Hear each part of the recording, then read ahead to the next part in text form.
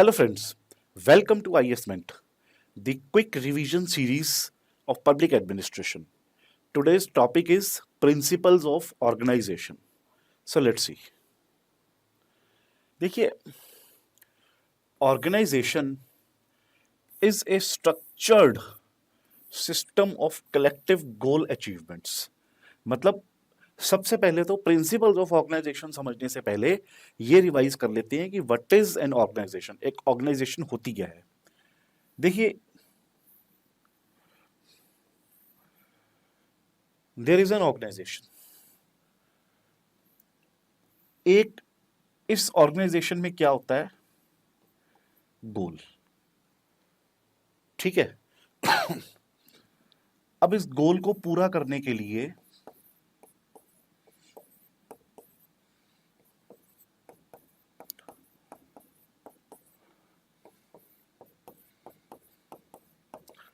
इसमें बहुत सारे लोग इन्वॉल्व हैं, बहुत सारे रिसोर्सेज इन्वॉल्व हैं। ठीक है। ऑर्गेनाइजेशन क्या होती है, एक स्ट्रक्चर्ड ग्रुप होता है लोगों का, एक स्ट्रक्चर्ड मतलब कह सकते हैं कि एक ऑर्गेनाइजेशन मतलब एक कलेक्टिव, एक ग्रुप होता है लोगों का जिनका एक ही गोल होता है सबका।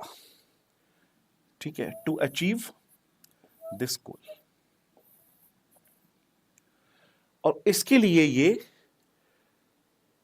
काम करते हैं अकॉर्डिंग टू हायरार्की।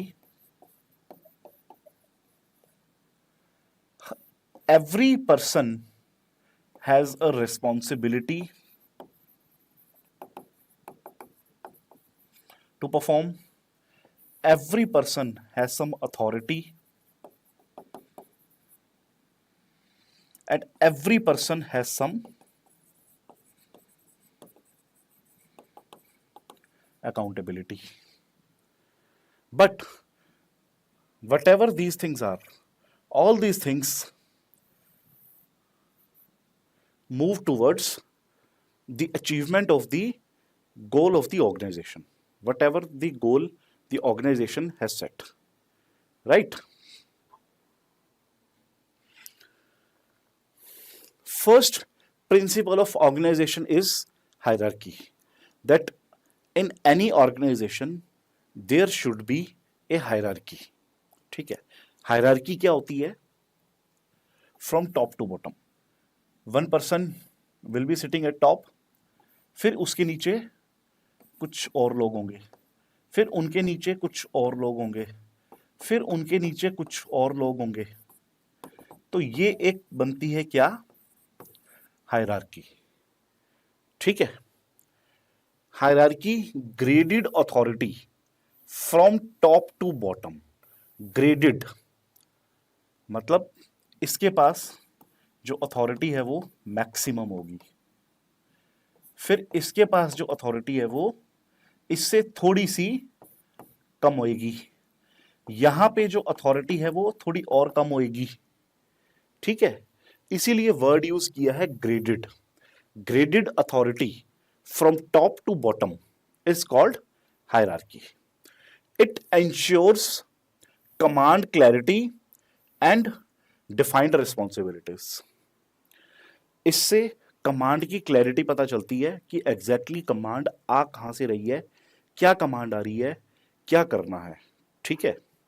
इससे कमांड की क्लैरिटी रहती है और रिस्पॉन्सिबिलिटी डिफाइंड हो जाती है। जैसे कि example in civil services hierarchy from cabinet secretary to clerk. एक सिविल सर्विसेज में hierarchy from cabinet secretary to clerk.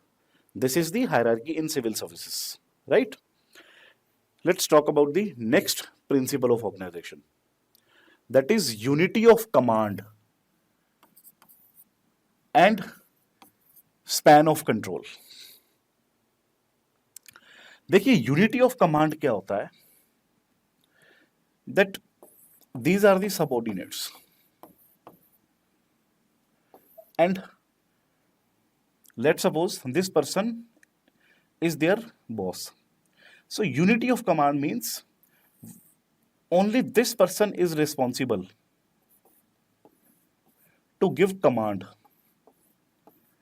to its subordinates. ठीक है, मतलब यहां पे जो सबॉर्डिनेट्स हैं वो एक ही सुपीरियर से कमांड लेंगे, मल्टीपल सुपीरियर से कमांड नहीं लेंगे। मल्टीपल सुपीरियर से कमांड लेने से can create confusion, but if there is unity of command, means the subordinates get command, instructions, orders only from one person, then that is called unity of command. फिर span of control, span of control भी यही समझ लो। देखो span of control क्या होता है कि जैसे ये सुपीरियर है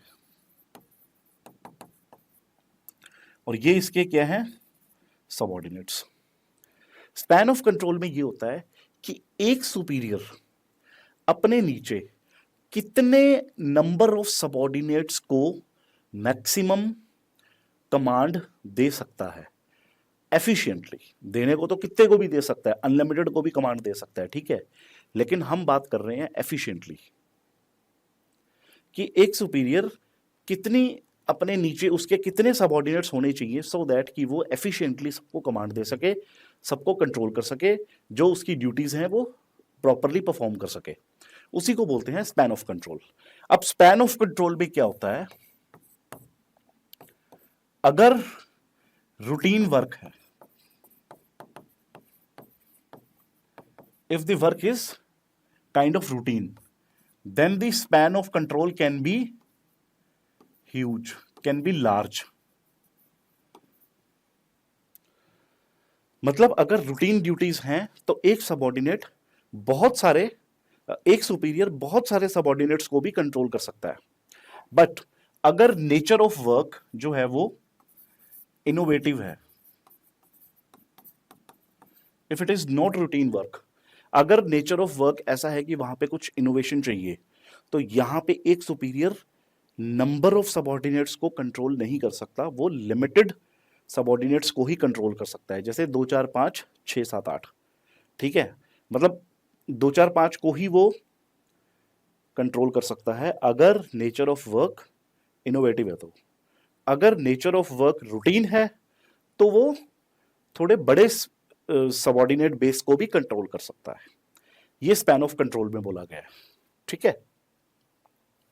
unity of command means one superior one subordinate to avoid confusion, मतलब एक ही सुपीरियर एक ही सबऑर्डिनेट को, मतलब एक सबऑर्डिनेट जो है वो एक ही सुपीरियर से कमांड लेगा।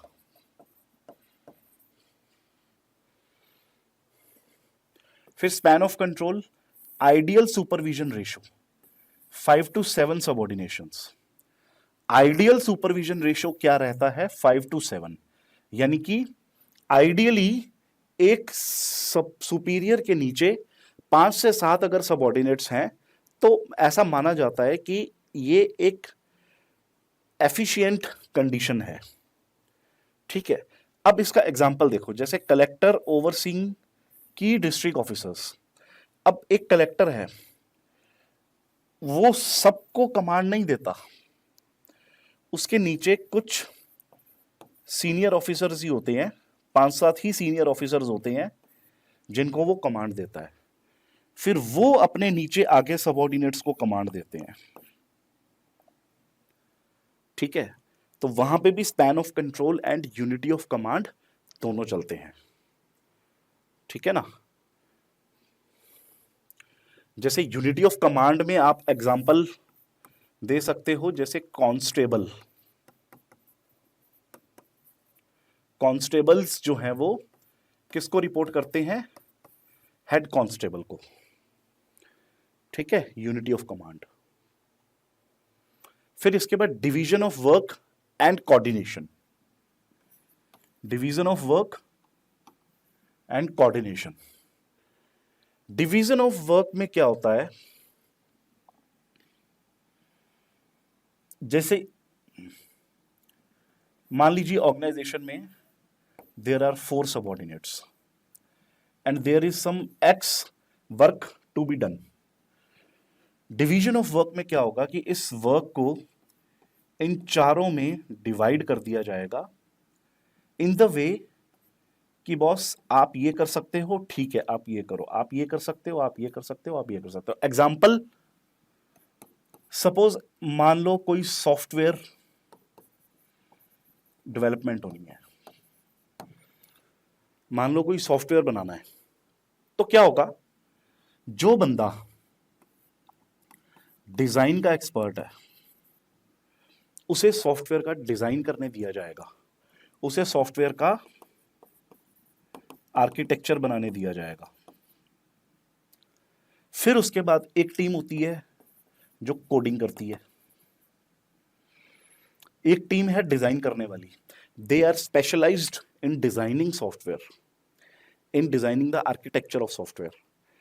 फिर एक और टीम है, they are specialised in writing the code.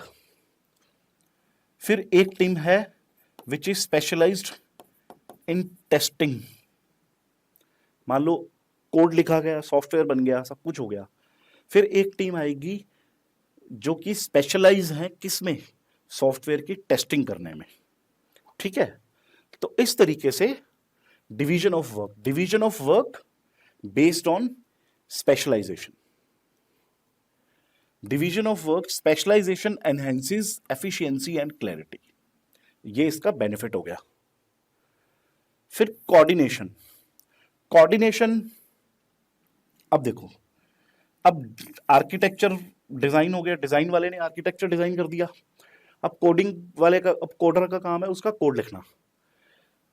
If there will be no coordination among them, between them, तो क्या होगा कि सॉफ्टवेयर सही से नहीं बनेगा या बन ही नहीं पाएगा। अब आर्किटेक्चर बनाने वाले ने क्या आर्किटेक्चर बनाया है, वो तो कोडर को समझना पड़ेगा ना, उससे तो कोडर को समझाना पड़ेगा ना कि भाई मैंने ये आर्किटेक्चर बनाया है, इसमें सॉफ्टवेयर में प्रोसेस ऐसे ऐसे ऐसे ऐसे चलेगा, इस तरीके से ये स्टेप्स मैंने बनाए हैं इसके, है ना, कि भाई यूज़र रजिस्टर होगा, यूज़र रजिस्टर होके वो इधर जाएगा, उसका एक अलग डेटाबेस बनेगा, उसका एक सिस्टम अलग बनेगा, इस तरीके से। या फिर उसके बाद यूज़र कोई एक्टिविटी करता है तो वो कौन से डेटाबेस में जाएगी, वो स्टोर कहाँ होगा, उसकी सिक्योरिटी क्या होगी, वो सब चीज़ें, right. So there is very much important कि इनके बीच में कोऑर्डिनेशन भी होना चाहिए, ठीक है ना। Coordination harmonises different units to avoid duplication. अब मान लो आर्किटेक्चर वाले ने बना दिया, अब कोडर भी मान लो आर्किटेक्चर ही बनाने लगे, तो इससे डुप्लीकेशन हो जाएगा। कोऑर्डिनेशन अगर होगा तो वो बता देगा, देख भाई मैंने आर्किटेक्चर बना दिया, ये पकड़, ये रहा आर्किटेक्चर, तो इससे डुप्लीकेशन ऑफ वर्क भी रुकता है। This is the another benefit. Example, departmental specialisations and disaster response integrations. जैसे फॉर एग्जाम्पल कोविड-19 में, है ना, वहां पे स्पेशलाइज्ड टास्क असाइन किए गए, जो बंदा जिस चीज में स्पेशलाइज है उसको वो टास्क असाइन किया गया पूरे कोविड-19 पैंडेमिक को मैनेज करने के लिए, है ना। नेक्स्ट आती है अथॉरिटी, रिस्पॉन्सिबिलिटी एंड डेलीगेशन। देखिए, अथॉरिटी और responsibility they go hand in hand.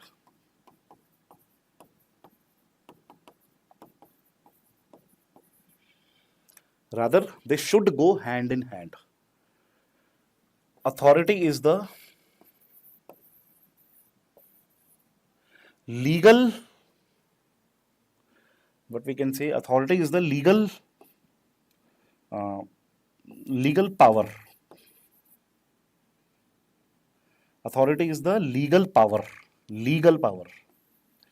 एक होती है पावर, वो लीगल हो भी सकती है और नहीं भी हो सकती, वो कैरिज्मेटिक भी हो सकती है, वो हिस्टोरिकल भी हो सकती है, ठीक है।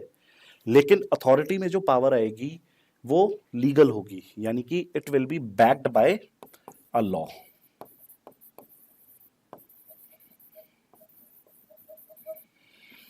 The authority, in authority the power will always be supported by a law of the land, right? That is called authority. And if we are giving authority to someone, then definitely there is a responsibility lying on that person regarding that authority. Example, मान लीजिए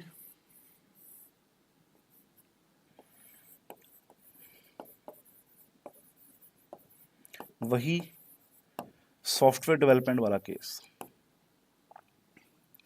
उसके अंदर architecture team को बोला गया that you design the architecture of the software.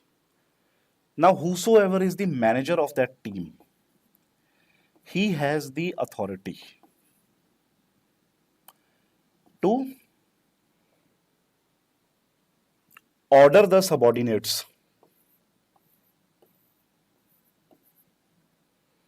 कि आप एक इस तरीके का आर्किटेक्चर बनाओ. सबॉर्डिनेट ने कुछ बनाया, he has the power even to reject that. वो उसको फिर से कह सकता है कि नहीं, ये आपने सही नहीं बनाया, go and make it again. तो ये उसके पास एक अथॉरिटी है that he can order his subordinates. But if he has got the authority to order his subordinates, then along with authority, he has the responsibility also to get that work done by them, to get that work completed and submit. अब वो इनसे करवाए या खुद करे, ये उसकी मर्जी. अथॉरिटी दे दी, टीम दे दी, आप चाहो तो इनसे करवा सकते हो, बट मुझे ये काम चाहिए. तो अथॉरिटी के साथ में आती है रिस्पॉन्सिबिलिटी. ठीक है. अब डेलीगेशन को भी यही समझ लो.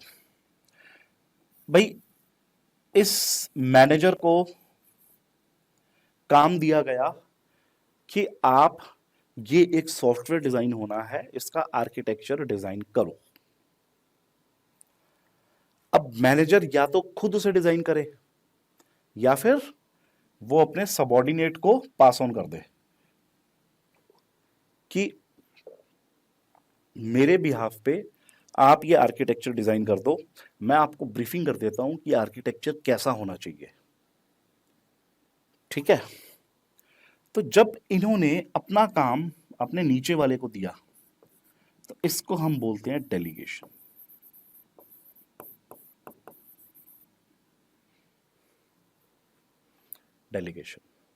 Delegation of work.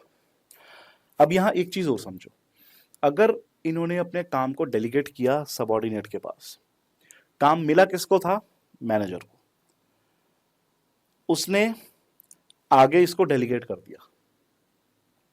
ये इसकी मर्जी है, खुद करो या आगे करो. अल्टीमेट रिस्पॉन्सिबिलिटी किसकी रहेगी? मैनेजर की. Ultimate responsibility will lie with manager. तो डेलीगेशन में हम वर्क को डेलीगेट करते हैं सबऑर्डिनेट्स में, but the responsibility lies with the superior itself. Responsibility delegate नहीं होती, वर्क डेलीगेट होता है. ठीक है.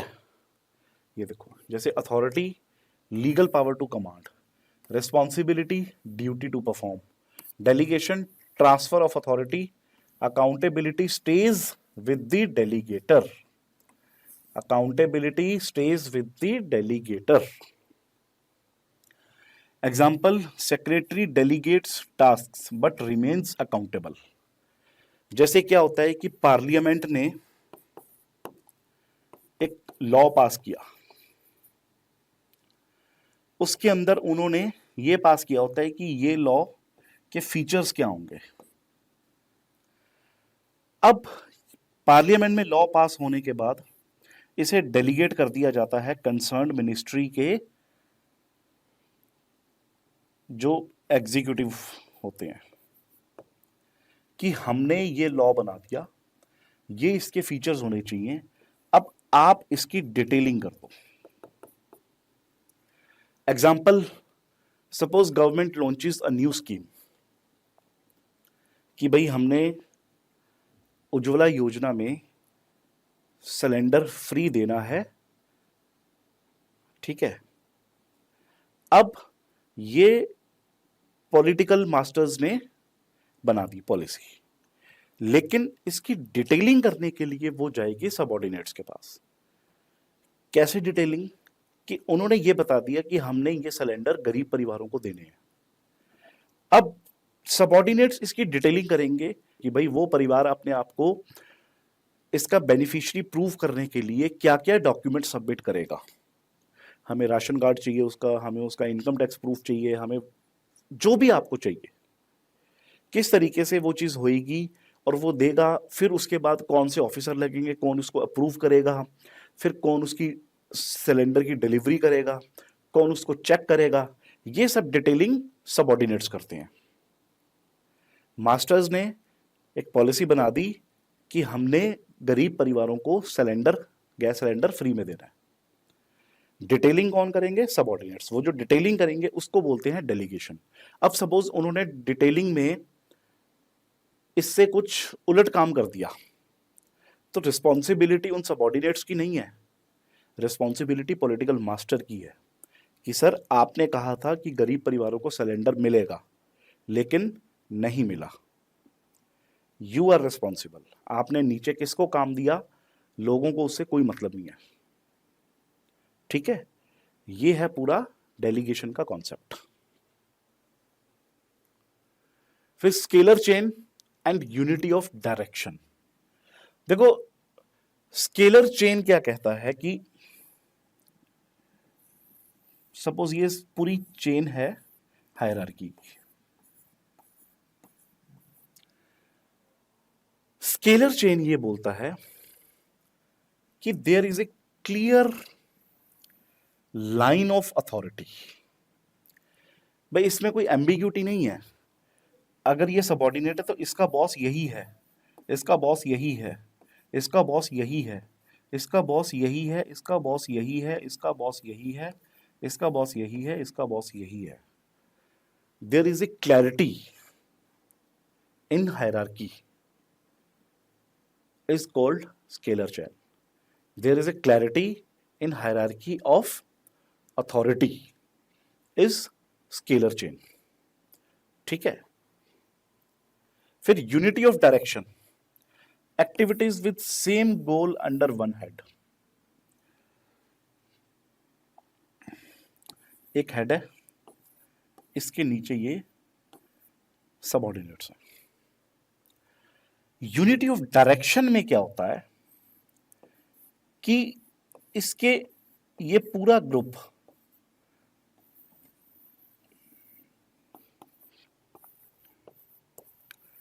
एक सिंगल गोल पे काम कर रहा होगा।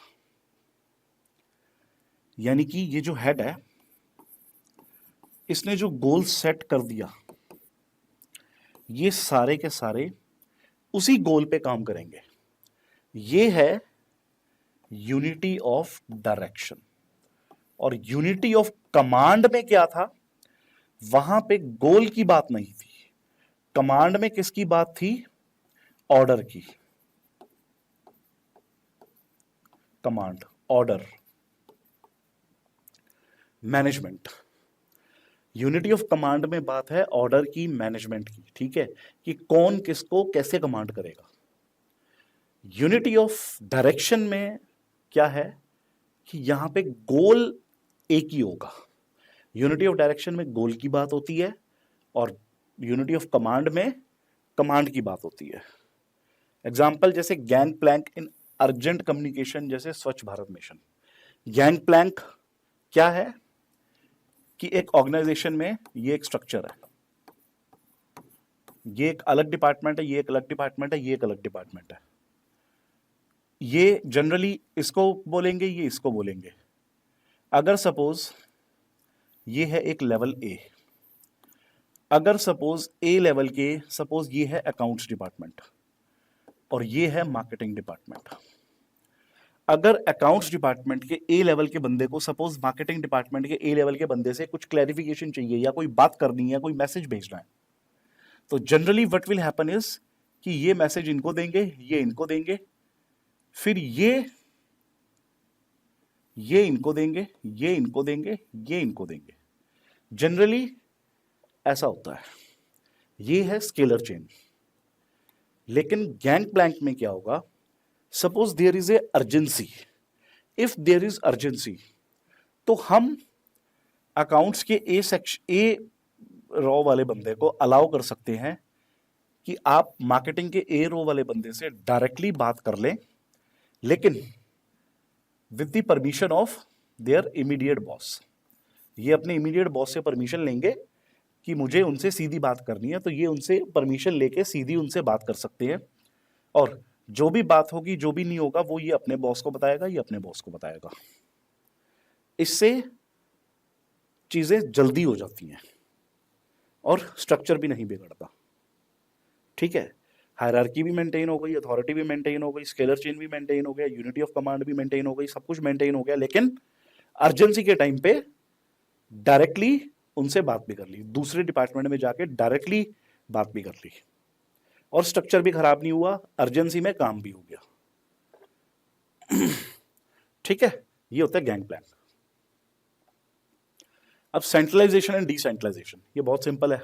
सेंट्रलाइजेशन मतलब जहां पे सब काम एक ही जगह हो रहा हो, और डिसेंट्रलाइजेशन मतलब जहां पे काम को डिवाइड कर दिया जाए। ये बहुत सिंपल है, इसमें कुछ समझाना है सच है ही नहीं। Power concentrated at top, suitable for crisis. Crisis की सिचुएशन में सेंट्रलाइजेशन ही सबसे ज्यादा बढ़िया होता है। Decentralisation power shared at local level. इससे क्या होगा, इससे पार्टिसिपेशन होगा, जैसे कि पंचायती राज इंस्टीट्यूशन। ठीक है, फिर फ्लेक्सिबिलिटी। फ्लेक्सिबिलिटी का मतलब ये होता है कि ऑर्गेनाइजेशन का जो एग्जिस्टिंग स्ट्रक्चर है इसे डिस्टर्ब नहीं करना, लेकिन whatever changes are needed within the organization, they are easily adaptable.